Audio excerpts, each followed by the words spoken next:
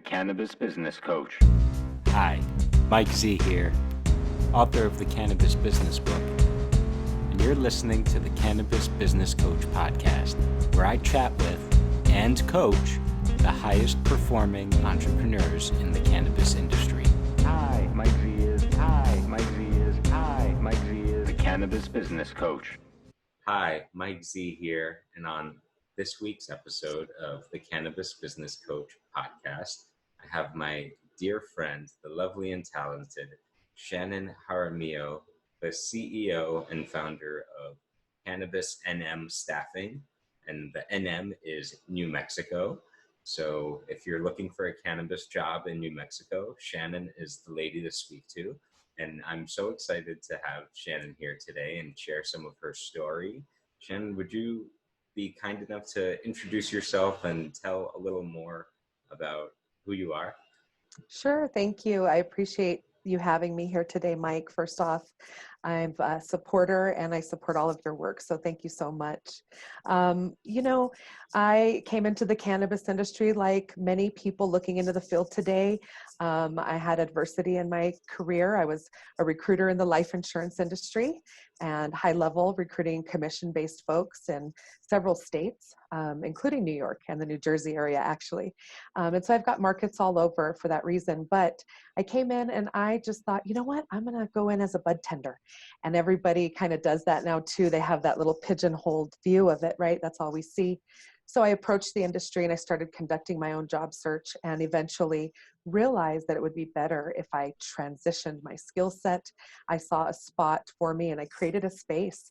I started opening up events to educate people and started talking about recruitment and resumes and career advisement. And from there, I was validated in several of my events by a lot of folks just saying, man, you have to keep going. And so I started much like somebody being in the right place at the right time. And I'm very honored to continue. Amazing. And I love that. There was so many similarities between our journeys into this thing where, started out with events and educating people, and by becoming a resource in the community, you become known as someone who's reliable and a go-to person, and that allows you to grow a business and a brand, and you've done that for several years now. But I want to kind of zoom out for a second and ask Sure. you, why cannabis? What was it that made you decide, I want to be in cannabis? Well, that's a deep question for somebody who's been a cannabis activist her whole life. And I've used it as a medicine and medicinally myself. And also I lost my mother to breast cancer. So at the end of her life, we did experiment as well as with my aunt who we lost to breast cancer as well. And so it's dear to my heart for those reasons. And then as I started approaching the field, I just thought, you know what? I want to do something that's meaningful to me and that I know I can make a difference. And that was my feeling. And I'm just lucky enough that I'm actually able to do that now. Sorry to hear about the losses and that being the reason, or part of the reason, but I am glad that you've chosen this work and have been making the impact that you've been having in New Mexico. And I'm curious to ask you, what's a day in the life like for you running a cannabis business in New Mexico? Well, right now we're still a small business and I'm self-funded. And so I wear several hats. And, the pandemic did cause us to downsize a bit so that we can continue. And so the day in the life of Shanon starts at 5 a.m. and it could end as late as 9 p.m., right? But I'm getting better at work-life balance and I'm getting better at self-care because I do realize that a lot of people rely on me now. And I'm honored to be that person. And so now I'm really working on that. But really it entails maybe producing courses with my educational team, hosting recruitment sessions and career advisement with my client and alumni specialist, Carolyn, who holds us down at Cannabis NM Staffing and the Cannabis Training Center. Or I could be doing a consultation, a high-level consultation to help somebody into the field on the business end. And so for the most part, I have several layers, and one of the most interesting layers that I help with in the community, and I get calls around all the time, is that I am a regulatory expert. I teach regulations and I work on workforce compliance and certifications. And so I get a lot of folks when regulations shift, even business owners and employees calling me and relying on me to keep them updated. And that's probably the best part of my day, is when I get to have those convos with a business owner or an employee, and we're kind of jiving about the changes around us in the industry. There's Yeah. no shortage of changes, especially on the regulatory side. Amen, right? Tell us a little, and us being me and the audience, of course, tell us a little about New Mexico and the state of cannabis over there, and where you see things going, and also how you've seen things change over the years. Because I imagine, no doubt, since you've got started with your business, things have changed a bunch. So give me a little lay of the land, if you will. Sure. I teach the marketplace and landscape class, so I love this topic, and it's one that I can nerd out with you on for sure. So New Mexico's a very unique state in that we have medical cannabis program, and we do have our licensing capped at present here. So if a new business owner wants to grow or produce or be a licensed nonprofit producer, those licensing and applications have been closed since 2015. And so our marketplace is overseen by the New Mexico Department of Health. Historically, that administration has changed year after year, which has presented its own challenges, right? Being that I am an educator in the field and I've gotten very close to the state departments, particularly the Department of Health, one of the challenges I have seen over the years is that they themselves need education, and they need a baseline too. And so being tasked with educating legislators has been really cool in that respect, realizing that we're all just learning this thing. And so it's very humbling, right, when you have a group at the state level being tasked with overseeing this community here who's learning and trying to figure out why they don't have control, and always looking at these guys, right, and the state, at the state. And so with that said, I'm talking about the unique patient community that we have here. Our consumer population has doubled in size since I started in 2017, and it has never declined. And so we're also a lot of activists that know each other. We have patient alliances and coalitions, and I'm talking deep-seated and local. And we also, have ASA, Americans for Safe Access groups here, and Normel, and these groups too. But locally, we've got folks that have come together and are actively going to the Department of Health and petitioning for qualifying conditions to move the marketplace. So our local patients are a huge catalyst for the movement, as well as the licensees and the business owners. One can be licensed one of 4 ways in the state of New Mexico to conduct business. That's, you can be a licensed nonprofit producer and have a vertically integrated model, and you grow and you sell through a retail outlet. You can also have a courier and a manufacturer's license under this one license. Then we have a group of manufacturers. There's about 14 to 16, that fluctuates, and that licensing is open. There are couriers. We have one in the state, and then we have 2 quality assurance labs, one on the north end and one on the south end of the state. And so around that, we have several ancillary businesses and a nice pocket of folks doing business there, providing professional services, as well as medical card services to patients to help grow the population and educate. And then we had on the horizon this last year, coming in strong, was hemp, right, 2 years ago or this last year. And so this is our second or third year going into that here in New Mexico. So we've got these layers, and going forward, this will be our 5th year attempting to pass adult use through the Cannabis Taxation Act. And so I've been involved in that as well. And I do anticipate and predict that this will be our year under Governor Michelle Lujan Grisham. Cool. A little lesson. I know. I love it. I love it. Now later today, when my girlfriend asks me, "What did you learn today?" I can say, "Well, I know a little bit more about New Mexico cannabis." Awesome. So thank you for that. Sure. Cool. That's very exciting. I want to ask you, what advice do you have for people who are just looking to get started in the industry, whether it's, looking for a job or wanting to start a business or that just want to get involved? Well, I have created I do have a specific formula for them, but I'll tell you, I aspire to help people globally and nationally. So yes, I'm helping people here in New Mexico, but my formula can work anywhere. And I'm known for helping people to conduct a successful job search. And we call it our 5-star alumni program at the Cannabis Training Center. But really, there's 3 pieces that encompass that. And if folks can look at the cannabis industry from 3 different pieces of having heart, being an activist, and looking at it through their activist lens, and then that helps them look at the timing, and then being smart, becoming educated, and grabbing as much education as they can, and learning the vocabulary and the terminology, and learning to speak the professional and scientific speak of our language, of our industry, right? And then really learning to build. And so learning that the timing of this industry is that we are in the incubation stages.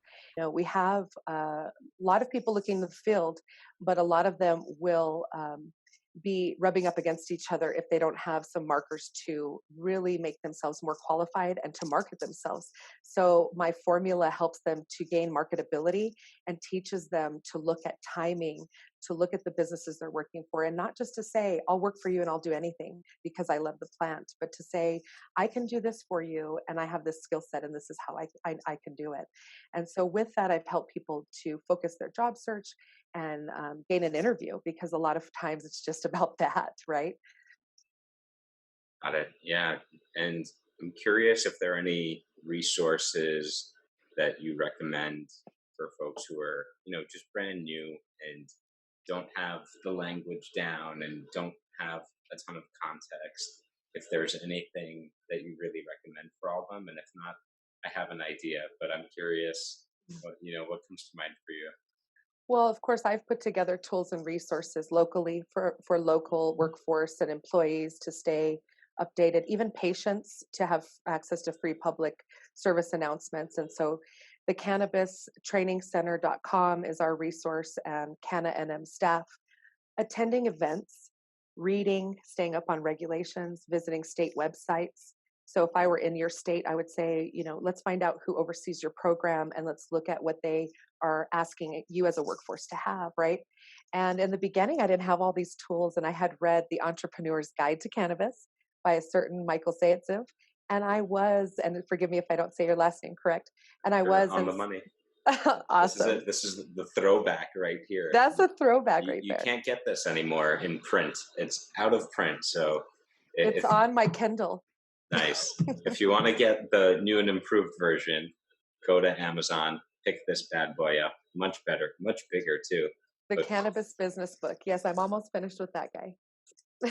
Anyway, sorry to jump in there. No, that's great. I was excited that you put that together, and I identified with a lot of the stuff you put in there. And so where I was going is, I do recommend books and things that I've studied that have gotten me to this point, right? And also at the time, I took a lot of classes over at Oaksterdam. So I was telling people and I still do. They're the mothership, right? And Dale Sky Jones does appreciate that. But I do have a connection to several other educators in the country. And so there are no resources right or wrong, but becoming educated is what I overall recommend. Absolutely. I love when people agree with me, because it makes me feel like I'm not insane. And thank you. a couple of things that I talk about in the Cannabis Business book, which is 100% aligned with what you're saying, is, first of all, I'm a big believer that the best investment you can make in your cannabis career or your cannabis business is a cannabis education. And that's something that, it's not like, Oaksterdam is great, but you don't go to Oaksterdam and get a certificate or whatnot, and then you're done. The cannabis education must keep going. And it's something that, you can be in this 5 years, 10 years, 30 years, and there's still more to learn about cannabis. So it's an ongoing study. And you really have to have the passion for the plant and learning about it if you want to be in this industry. Another thing that you and I totally agree on is activism is mandatory. If Hmm. you can't skip that part, that's a core part of your formula. And I'm 100% on board with that. That if you don't believe in a higher purpose or something beyond just financial gain or economic opportunity in this industry, somehow, this is where I get mystical, but somehow the stars, the plants, whatever, the planets are not going to align for you. And so, I think those two pieces are critical, as well as, something that you suggested. I'm going to paraphrase a bit, but knowing what you're getting yourself into. I think Exactly. that's in my opinion, that's the biggest mistake that I've seen people make when they rush into cannabis Mhm. is they don't do the research. They don't do enough homework, and they have this idea, this fantasy of, money grows on trees and I'm going to come in and become the next great cannabis zillionaire.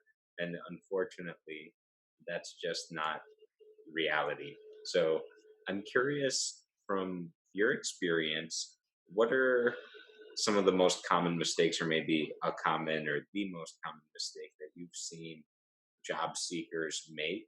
Or on the flip side, that you've seen employers make when relating to their workforce and their personnel? I would love to start with the employer question first, and it's only because I feel like that's my next level of, being helpful to the marketplace. Is we have a lot of job seekers now that are actually getting it because it's such a gray area, they crave structure or a bridge. And so once they find that bridge with us, they go, I get it. Oh my gosh, this is going to help me get from point A of I want this job to point B of how the heck do I get there? And then getting them there. And so for the employers, however, there still seems to be a gap between who should I hire and, oh my gosh, I got to hire somebody yesterday because I got to stay up with the competition. So they seem to skip the selection process and hire folks that fog up mirrors, just a warm body, if you will, rather than somebody who is educated and moreover somebody who knows employment law and educated around HR to do that for them. So for example, a hiring manager might be your last rock star bud tender or your last rock star patient care technician, but they have never hired anybody in their life. They just happen to show up and be predictable for you. Well, that gentleman or young woman might make a lot of mistakes and put you at high risk and hire and have a high turnover. And so I'm trying to mitigate that and be helpful with labor shortages, high turnover, and retention by helping to implement and actually it's already implemented, helping to reinforce training and the markers, those three that we just talked about, giving them the formula on their side of the table, really. I'm Yeah. hearing that it's a little bit of, these business owners or operators, some of them don't have that experience of managing human resources and are not up to date on labor laws and just, you know, kind of the best practices of how to hire and onboard people in a way that not only ensures you're getting good talent, but also protects the business because, to your point, there is a lot of uh, liability that comes through whenever you introduce a new human being into your company and enter an agreement with them. And Hmm. that's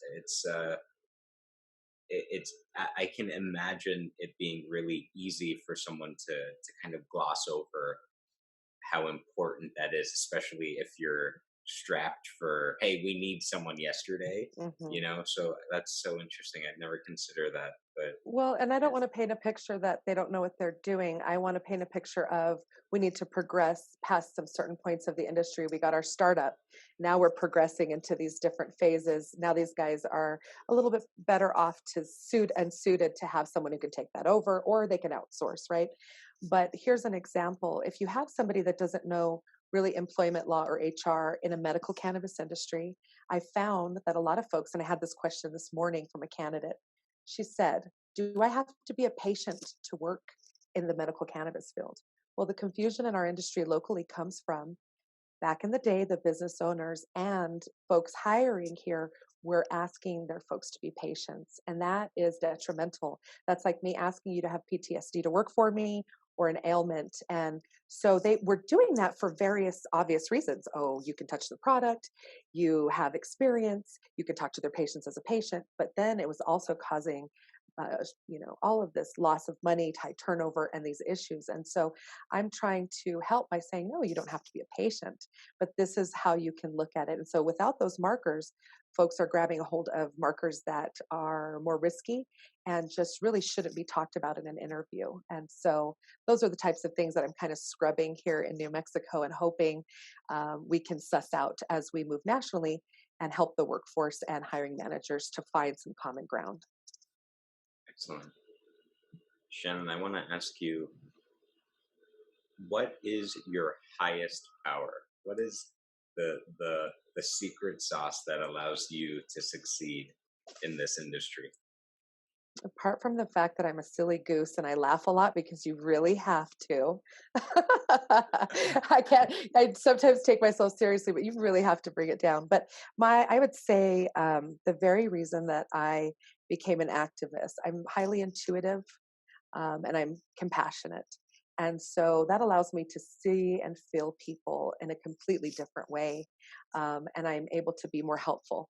And so I feel like my superpower is my compassion and my ability to use my hypersensitivity to its abilities and to a positive in a positive manner, if you will. But that does come from, all of my anxiousness and getting, all of these things. And I use cannabis for that. Right. And so it all comes into one. And so I think I've over the years learned that, that has been my greatest gift, is that I can feel people. And man, over time, I've had folks come up to me when I gave my first event, and this you might resonate with. My first event, 150 people getting certified for the first time in New Mexico, 12 topics, 12 speakers. I mean, just amazing. It's giving me goosebumps now. People crying, walking up to me. And this was 4 months into my career, Michael. And I knew then, boom, I'm onto something. I can help these people. And I just went for it. And it had to do with that intuitive, that gut feeling and the compassion and the ability to identify with them. Yeah. Wow, that's amazing. Thank you for sharing that. That's Sure. awesome. And I remember having some of those moments when events were a thing before COVID and all that, Right. where, I remember there's a few standout moments where people came up to me after the event and were like, thank you. You changed my life. I didn't know this was, and I was just like, these people are stoned, like I was like, come on, like, I mean, it was cool, but it wasn't anything like, we're just talking about cannabis, doing some education, some networking, but it was real for them because it showed them this other possibility that, hey, this is a path that I can go down and that I can commit to cannabis advocacy or activism. And there's a community that's going to embrace and support me and that needs me. And that, and it was that kind of helping people realize that this is my path.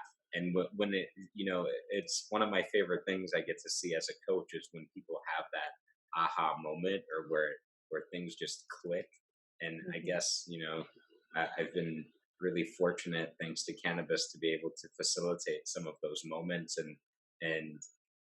and help people realize, wow, I can be an activist. I can make a difference for cannabis and for the community, and I might even get rewarded for it.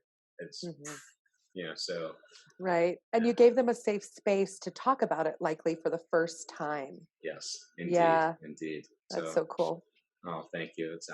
I'm just, another example of right place at the right time and willing to do the right thing and getting pretty lucky thanks to cannabis. So Right. all praise to cannabis. I have a question for you, if I can. Yes, of course. So I had a moment, 6 months into my career where things got so tough.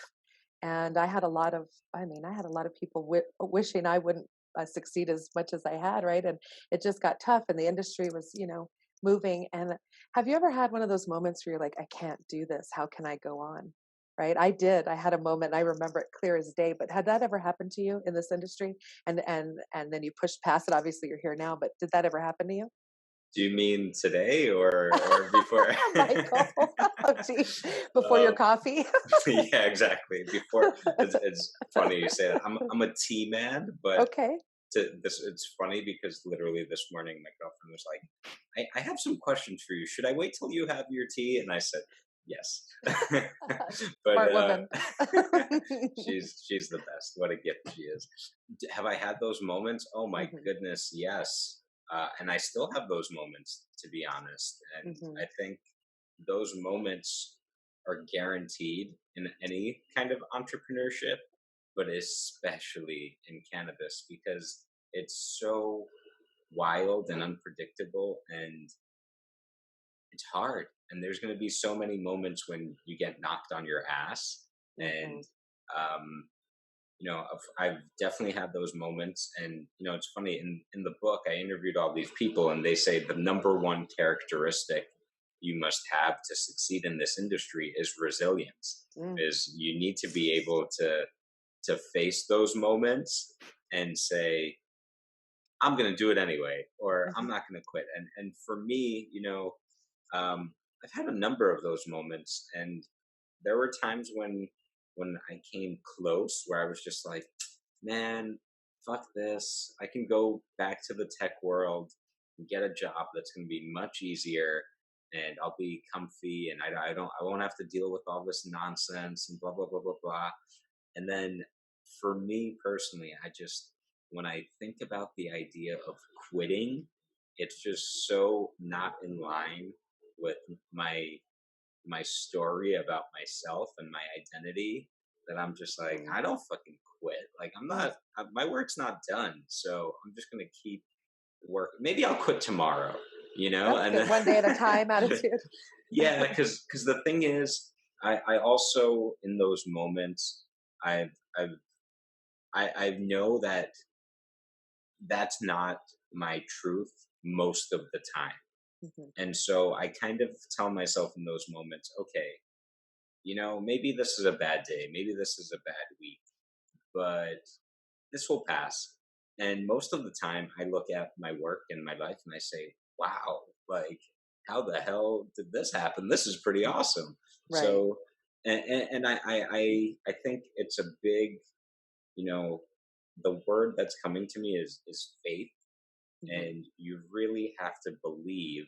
And I do believe because, like I said, I like to say I've gotten lucky a bunch of times along the way, but there are Mhm. so many times, and maybe you can relate to this, where I was just like, this isn't luck. There's like the something, like the universe is conspiring here to Mm. help me, because the shit that, this luck is too good Mhm. kind of thing, where I was just like, no, you know what, this isn't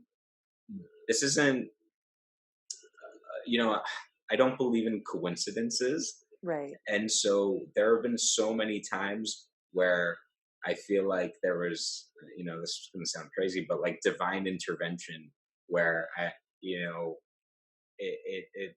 and the story I tell myself is that there's a reason that I was put in this place and this time and given these opportunities and put in Mhm. this position. And, you know, I, I'm too, I can't ignore that, Right. because I feel like, again, it just lines up too well sometimes that I have to believe that this is not, it's not about me. This is something that I'm just like here to put forth, and I have to Mhm. do my part. And when I start thinking, oh, poor me, or Right. oh, this is hard, or oh, I don't know if this is working, I have to remind myself that, the other key word, and you said it earlier, is responsibility. There's people who are relying on me or Mhm. depending on me, and if I stop doing my part, who's going to pick up the slack, or who's going to That's it. suffer because I decided to quit or to Who go do cares something. as much as you do? Right, right, Right. right. And so I think in those moments, it's really important to know and remind yourself what is your mission, what is your higher purpose, as I call it, because those times are guaranteed, right? Right. And I think the key thing is you have to plan for that and kind of understand that these times are going to come. So what's my game plan when that happens? Mm-hmm. And how do I spend? Hmm. I know for me, it's like I can really beat myself up, especially when I get into those times where I'm just like, oh man, you suck. Like, what are you doing? Blah blah blah blah. But now I've learned that okay, when those times come, I need to spend as little time in that headspace as possible. So how do I do that? As soon as I recognize it, I gotta intervene. Mm-hmm. And it's something that I learned over time. But I'm glad you brought this up because I feel like this is such an important part of managing your energy. And when you're an entrepreneur, protecting your mental health and being aware of that and baking that into your business model or Mm-hmm. into your behavior, because the challenges are guaranteed. And as someone said to me yesterday, we live in a society, we live in a culture that fetishizes entrepreneurship and hustling or whatnot. And the reality is being an entrepreneur is very hard, can be very isolating, Mm-hmm. can be traumatic, can be extremely stressful. And so if you don't have the tools to protect and maintain your mental health, it's going to be a bumpy ride and a difficult one. So I don't know. I think I hope that answers the question. I don't want to keep rambling because I want to hear your insights today, Sure. but I do appreciate the question. And, Thank you. if you want to respond to it, please be my guest. No, I was just wondering because I know that, I mean, it just it takes a lot to continue, and it, like you said, in any field. And that's something I wanted the audience to hear is, how are we still here through all of this? And there's different layers. Federally, we're Schedule 1 substance, illegal. Federal government views us a certain way, and that causes the stigma to be alive and well. And then we fight that at the state levels, through our work and activism and different things. And so it is encouraging to hear how you've overcome it. And I love what you said. It's basically like put the oxygen mask on first, but also plan for it. And my father is a mentor and coach. He was a motivational speaker my whole life and very big in recruitment and development as well. And he used to say, plan your time off and plan for the unknown, right? And so I love that because it ties into that for me. But thank you. Thanks for answering. Oh, awesome. Thank you for sharing that bit about your dad. And Sure. one other thing that comes to mind for me, and I put this in my book as well, is you have to take a long-term approach. Mm. And when I got into cannabis, I was a naive, potentially, and idealistic young man. I was 24 ish. And when I had that aha moment that we spoke of earlier, where I understood that this was my path and this was what I was going to be doing, when that happened for me, it was so clear and felt so true that this was my destiny that in my mind, I said to myself, hey, I'm going to do this work until the day that I die. Mm-hmm. And so when when I have those moments of, oh, maybe this isn't going so well, or maybe this is a rough week or whatever, it's what makes it easier is reminding myself, 30 years from now, I'm not going to remember this. I'm not even going to remember this 30 days from now, most Mm. likely, because things move so fast in this industry. But for me personally, I think having that long term approach and making that long term commitment makes it a lot easier to weather the storm. Because Mm-hmm. if you know that, hey, this is a lifelong journey or battle or adventure or whatnot, then, the day-to-day challenges and difficulties they become less scary, Right. especially after you've already survived a number of them. And, like, oh, what's the worst that could happen? Oh, this thing. No, come on. This is nothing compared to what I Right. dealt with last year or last month or whatever. That's what So, it's become, right? Yeah.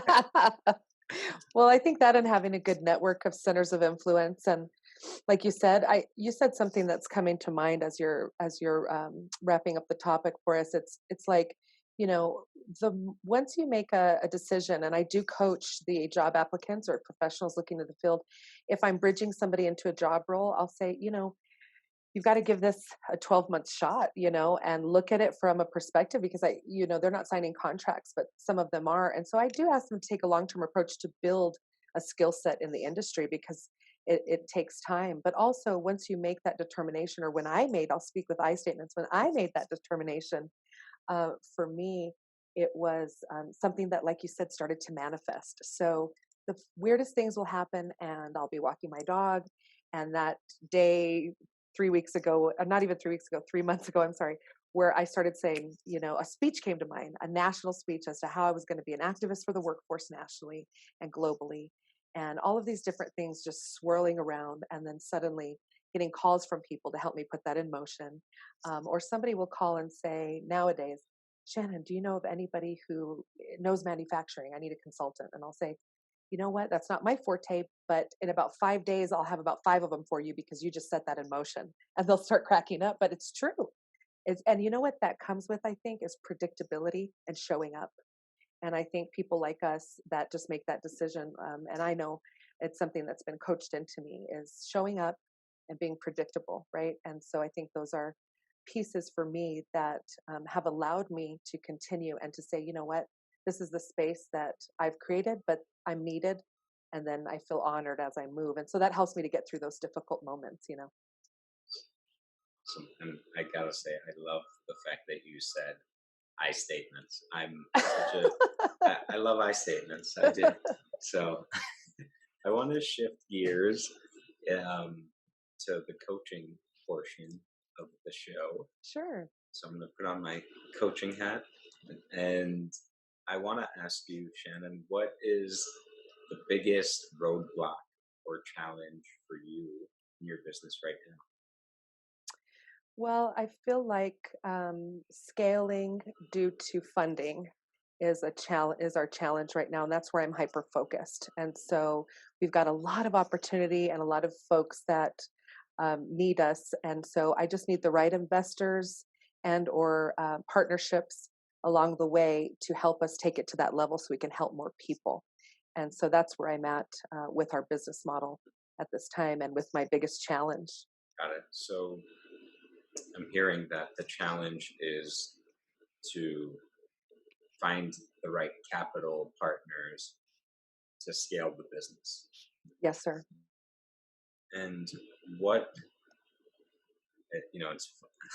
it's funny to me because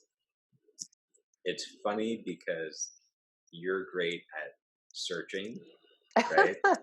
And also because of what we just talked about, where, you say it, you put it out there, and then it'll magnetize or manifest or appear. So I'm like, half jokingly, I want to say, oh, you just talked about it, so it's all good. Like, give it 5 days. Right, exactly. You know what? And you're right on. But you know what I just figured out is maybe the layer underneath that is, okay, that beacon is out. That's right. But the coaching is in how I conduct those conversations with these folks, because I have been fighting imposter syndrome since the beginning. And now I know I'm way past that. I am worthy. We have a business model that's tried and true. It's tested. And even at the state levels, they're calling us back. And so I know that we're ready. I just need the coaching on the layers. And then from there, some of that I know will come to fruition. But that's where I feel my weak spots are. Got it. Yeah. So I'm hearing then the battling with imposter syndrome. Right. Well, and allowing myself to go into those types of meetings just as confidently as I did this interview, or sitting on a panel in front of a room of people I don't know. Right. My business model, I mean, we don't have any debt, and we're set up pretty well. And so I think that with the right folks behind me, then, and the right beacon out there, that it's going to happen. And so that's why I did take on your offer for coaching past this point too, as you know, is because I'm very committed to the people I'm helping, and I'm committed to showing my vulnerability so that I can solve that and be coachable and move forward and help my team to do that with me. So let me ask you this question, and then I might say something crazy because it came to me, and I'm a little, I'm gonna sit on it to see if I feel like it's okay to say. But Mhm. I want to ask you, what's preventing you from showing up to those conversations or meetings as confidently as you showed up here today, or as you show up for a panel or speaking engagement? Well, that's a type of meeting I guess I've never had, so maybe just simple role playing would help. The conversations I know that I have the answers to, and everything behind that, pitch decks and finances and all of that, good to go. I think it's the right partner on the tech end, because we do have a brand that we're working on. And so I think with the right support and role play coaching, that I would definitely show up a lot different.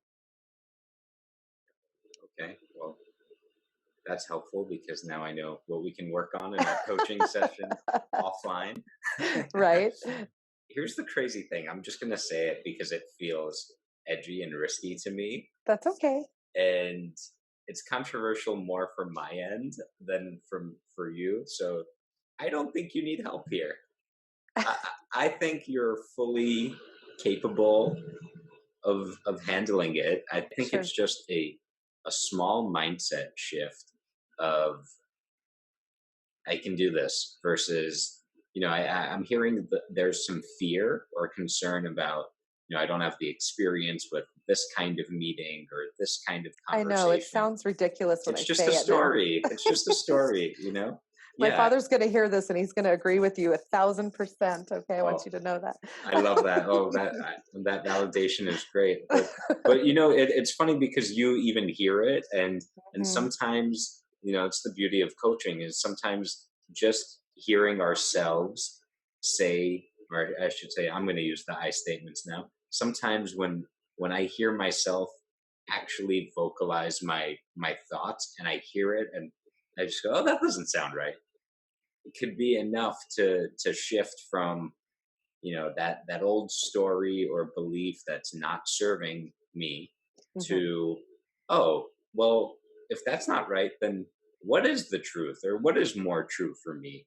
And so I'm going to ask you, if that story doesn't sound right to you, what's a better story? What's a more real story?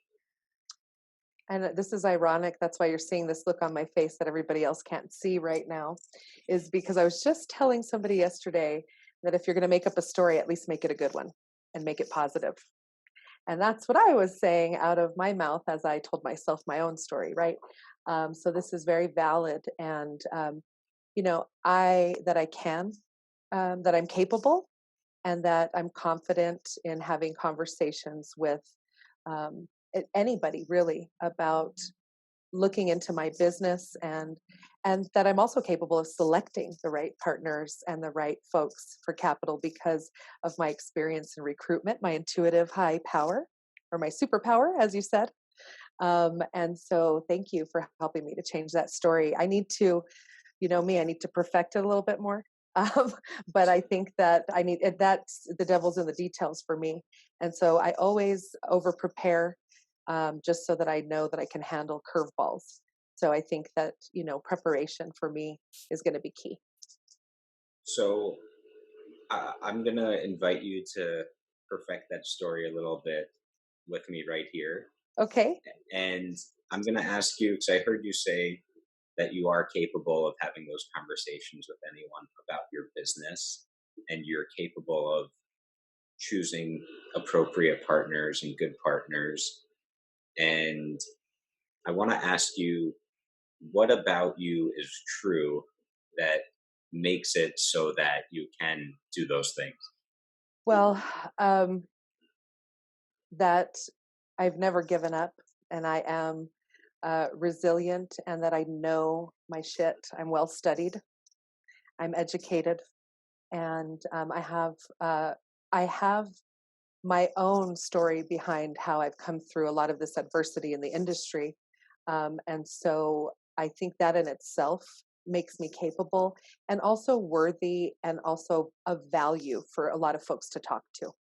And I tend to not give myself props, if you will, or be congratulatory towards myself. And a lot of folks try to help me with that. And I think a good lesson from this is to be my own cheerleader, right? And to allow myself to feel some of the accomplishments, knowing that these have been stepping stones, and that I've been working towards this moment, and that I'm ready for it. So it feels good. And I feel like you just brought something out of me completely different. And so thank you. I do appreciate it. And I'm not, generally speaking, walking around saying I'm incapable, but I'm also human. And when you take on several layers, I feel like sometimes it's only natural that I question a few pieces of what I'm working on, especially when it stands to make such a big impact. And so I know that that's pretty much what it has to do with. And I feel like you've helped me to identify that. So thank you so much. My pleasure, and I'm not done with you yet. That's okay. I think I trust me, we could chill all day long. You know that. Yeah. So I want to get a little deeper, if I may, which Of course. is, and of course now I'm like, you made me laugh and I forgot what I was going to say. So Okay. stoner brain, but That's oh yes, okay. So here it is. So one thing, just to respond really quickly, is I think just acknowledging, as you just did so beautifully, that when, and I'm going to use a we statement because I think this is true for both of us. Yay, giving you a virtual hug. Yay. when we take big risks, when we undertake new challenges, new opportunities, when the stakes feel high, it's natural Mm-hmm. and expected for us to feel some fear or some insecurity, or to question, oh my gosh, can I really do this, or am I being too crazy in my ambition, or blah blah blah blah blah, are these stories I'm telling myself grounded in reality, whatever it may be. Right. I think that's totally natural, and perhaps even an indicator that we're on our growth edge, where we're exactly where we need to be, because all that growth comes outside of the comfort zone. And it's that ability to, I forget what the quote is, but something like, courage isn't the absence of fear, it's moving forward despite the fear. Mm-hmm. And so feeling that, oh, I don't know, and I'm questioning, I think that's actually a good indicator that you're in the right place, and that you're going forward and upward and higher and beyond. So that's just something I wanted to reflect to you.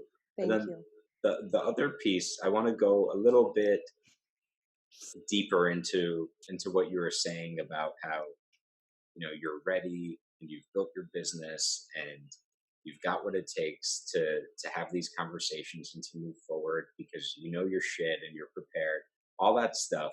I want you to kind of tell me what kind of person is prepared, knows their shit, can talk to anyone about their accomplishments and their business, and how would you describe a person like that? A person who knows their shit. Well, I was just going to go ahead and say it, but I definitely coach my job applicants, my candidates, my 5 stars to aspire to that level, right? But in general, I think that a person who knows their shit is an expert or has some sort of expertise, right? But in this field, I don't like to use that word too much because everything shifts so quick. I can be an expert in 2017 and be totally out of the loop by 2018 or 2019. So I like to think that a person who, like me, who knows my shit and is educated, is somebody who understands that they have to keep showing up and keep going through the challenges, so that they can, keep honoring their role in the community. And that's the only way that I'm going to get paid, really, at the end of this, right? And I feel like that's the truth, is that there's a lot of different folks out there that in our industry who will actually magnify the stigma as they try to get into this thing. And so I'm very sincere, forthright, and really just trying to show people a clear picture. And so I feel like that in itself are similar characteristics to somebody who knows their shit. But I don't know. Am I on to did I go where you wanted me to go, or did I go? So it's not about me. I have no, I don't know where we're going to go. We're just dancing. But Nice. the funny thing is, yes, you did go where Okay. I wanted to go. You actually went not where I didn't have a want, but you went where I need to go, because now Okay. what we're going to do is a piece of work that's also my work. So Sure. this is going to be fun. And it's interesting. I heard you say this is what I'm going to drill into. I heard you say the word is expert, and almost immediately, I heard this hesitation to own that status, if you will, of I'm an expert.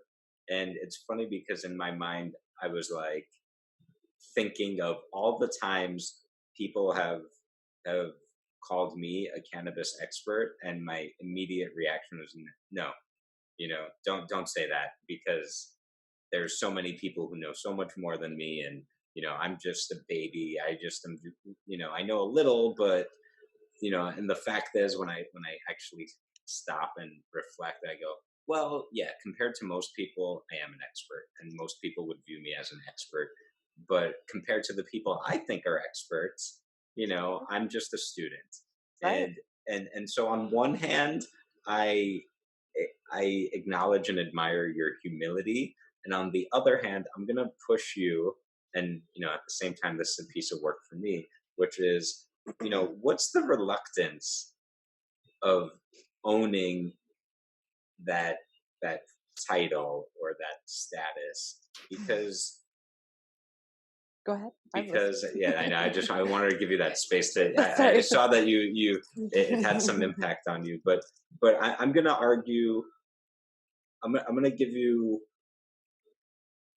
this, that, and I doubt you can't argue this with me. You can't prove it. You won't be able to prove otherwise to me.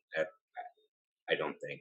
Which is, when it comes to your business, which is really the nature of, when having these partner conversations or these funding or investor conversations, when it comes to your business, not only are you the expert, right? Because you are, Right. I agree. but also when you have those conversations, those people on the other side need to see you as the expert. They need to leave those conversations and say, wow, she really knows her shit, or she's really on top of her business, or oh man, like Right. this is the person that I want to put my capital or resources or energy or whatever behind. So I the point there is, you have to show up as an expert in those situations. It's really the only option. So I want to offer you that. But the challenge I want to give you is this: what would it mean? What would be the risk of owning or believing that you are a cannabis expert or cannabis business expert, or whatever the term might be? What's the risk there? What's the concern with that? I think that it's this, for me, the conversation touches a lot of different bases, and I work with a gentleman who's my chief of studies. He's a dear friend. His name is Ishmael Mondragon, or Mondragon. And he and I are always talking about, because he and I conducted a lot of research last year under the working group for Governor Michelle Lujan Grisham. So not only are we regulatory experts and legal experts around how, and just in our piece around certifying employees and how employees are educated and licensed here in New Mexico, but moreover now in 10 different states, and that continues to expand every day as we conduct more research. And so there are times when we're in a room and I will be on a panel, Mike, and everybody will just focus on me. And so I know that that's a great thing. That's a great thing for my business. That's a great thing that we're helpful and that we're in the room. And Ish and I sometimes will joke and we'll say, wow, we know a little bit more than the regulators here, or we know a little bit more than some of the business owners, and wow. But that's not a bad thing. I guess over the years, I have been beaten up a little bit over it. And I think that that in itself is something that I need to get past, because I am an expert and I know that. And now just saying that, I do own it. I just think that I go to that other side so that I can say, oh, and I know that you have your expertise too, but I need to stop saying that, because there are not just 9 times out of 10, 10 times out of 10, when I walk into a room about cannabis or I'm invited, that I am very helpful and expert in my piece of it. I never claim to be a medical cannabis expert and teach nursing courses or any of that. And so when I hone in on it that way, that really does, make a lot of sense. And it takes the self pressure off that I'm putting on, because the pressure that I carry on a daily basis is Shanon pressure. Shanon pressure saying, I'm about 3 to 5 years ahead of, I'm very innovative and streamlining, and I think of things in systems, and that's how my brain works. And so when I see something that I want to fix or be helpful around, that causes me to study it and become an expert and all of these things. So that's just who I am at the end of the day, but not in everything, right? So, so I like that you got me to talk about this, and I don't want to paint a picture ever that that I have, that I don't believe in my work or anything, but I do want to paint a picture that I know that I'm human, and I know I've taken on a lot of learning curves over the past 3 years. And these learning curves have caused me to leave some of the other learning curves maybe a little flat, where I need to beef that up now and put all that aside, right? And so now I'm hyper focused on, I have a business degree in management, a BBA, and bachelor's in business administration. And so I crave more education there in management and leadership. And I crave more, like you said, I'm on a growth edge. I like how you said that. That was pretty cool. But, and so I think that's what you're hearing from me now, is I'm kind of treading that rocky area in a new learning curve, right? So this is really cool. I didn't know you went this distance with us on these calls. Geez.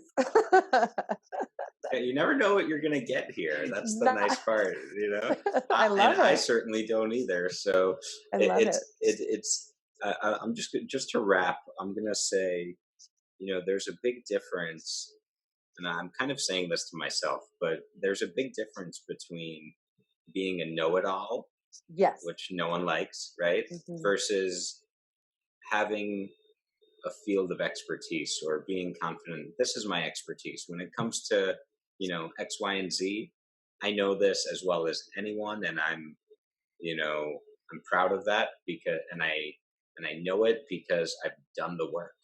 Right. I have Plain earned and my simple. stripes. Exactly. That's for sure. Exactly. Thank you. Exactly. And so, there was one other thing. Oh yes, which is this. This will be the last thing, I think. Which is, I heard a bit of, and I can relate to this, where when you become the expert, so to speak, or you become the person who others view as the expert, that part of what comes with that is a little bit of, you get a target on your back. At least this has been my experience, and I'm guessing that laughter was a laughter of familiarity, and maybe you've had some of that yourself, where when sometimes when someone is viewed as an expert, the folks that want to be viewed as an expert don't like that. Mm-hmm. And there's a safety piece of if I don't consider myself an expert or the top person or the leader or whatnot, then I'll keep myself safe from, these other folks that might want to tear me down or might not be happy to know that I'm the number one person Mhm. because they want that spot. And it's something, I just wanted to put that out there as, perhaps some of that story is a way to keep yourself safe or to feel safe. So that's just a thought. But also, I really just kind of wanted to highlight that because I think a reality in this industry and any other, we're still humans. There's still this uh, competitive human nature, and Mhm. there's haters, there's detractors. As much as this industry is full of really great people that want to collaborate and lift each other up and are very compassionate and driven by helping people and doing the right thing, there's also people who are not. And I think it's important for folks to be aware that, that's a part of this and you have to be prepared for that. And it's something that, there's a phrase from a song I like where there's a penalty to leadership. Mhm. And part of it is you're going to have greater scrutiny. You're going to have people who are just looking for the chance to take your spot. And that's a reality of any business or any industry, especially in cannabis, where it's so hard to succeed. And so sometimes when people see others succeeding, there's envy and there's all this other stuff that can get into the mix. So I'm glad we're ending on such a high note here, huh? They're coming to get us anyway, Mike. That's right. You hear A that? ride is here, you guys. Uh-oh. We got to go. A ride just got here. Mike and I Nice. would like to conclude this session. That's hilarious. The industry's challenging. It's also an industry for women, right? And there's little layers in there that, I'm LGBTQ, I'm a woman, I'm Latina. And so I want to say that it does take a certain person to come in and thicken their skin and look around. And whether you're a woman, whether you're a man, whether you're of color, whether, anything, socioeconomic status, it does take thick skin to be in this industry. And an attitude of not giving up and giving in to those, I call them, I had my employee said, "Oh, you have a villain. That means you're going to be someone." It was like, okay, great. That was like a month into my career, right? I had somebody that was just would not leave me alone. And so that in itself can be enough to turn anyone away, even if you're being bullied or anything. But it's also a rewarding industry, like you said.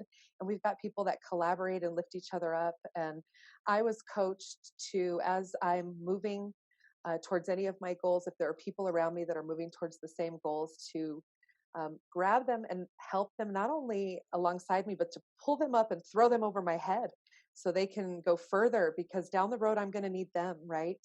And so I love our connection, and I love the work you're doing. And I'm so happy to have been here with you today because you're such a person who has, so to speak, grabbed me, and you're lifting me above your head, right? And I hope one day to be there to help you too, because your career has, exceeded mine, and now you're a senior. You are Yoda. And so I look up to you in that way, but I also love that we jive and that our stories are similar. So, so the tough industry is worth it because it got me to this point on this podcast. So, thanks so much for having me today. And let's go ahead and let the sirens take us away now, if you would like. I love that. That it's funny. It reminds me of years ago. I was dealing with this really frivolous lawsuit, and somebody said, "Mike, you've made it when someone sues you." And I was like, "That's the Hey, yeah. stupidest thing I've ever heard. I don't like this is dumb, but Right. Yeah, Shannon, you've made it when someone's stalking you. Oh gosh, okay, great. yeah, Yeah, that's it's like awesome. that's not that wasn't exactly my vision of success, but I get it. That's awesome. it's funny, but at the same time, I just I have to challenge you because I disagree with you when you say that my career has exceeded yours. I won't stand for that because I think, first of all, comparisons like that are silly. I've done it myself where I look at other people and I think, oh, so and so, they're so great and blah blah blah blah blah, and why can't I blah blah. And I just think it's a losing game most of the time, these kind of comparisons. And second of all, I just flat out disagree with you because I think we're completely just doing our whatever we're supposed to be doing and doing it in a great way. And I look up to you. So, Thank you. because there's things that you've accomplished and achieved that like I look at and I'm like, damn, I want to do that when I grow up. So please be clear that, it's a mutual respect and admiration. And the fun Thank and you. exciting thing is, we're gonna kick some ass together real soon. So Awesome. I'm so grateful and delighted that we got to connect here, and I'm looking forward to more chats soon. And it's really an honor and a joy for me to be able to share your story and your insights, and to highlight your work because I love your spirit and the place that you come from and the way that you show up. So I hope that the people who watch this or listen will, I'm sure that some of them will be inspired by you and be like, I want to be like Shannon when I grow up. So thank you Cool. so much for being a part of this here today, Shannon. Thank you, Michael, and thanks for all that you do. Hi, Mike Z is. Hi, Mike Z is. Hi, Mike Z is the Cannabis Business Coach. Hi, Mike Z is. Hi, Mike Z is. Hi, Mike Z is the Cannabis Business Coach.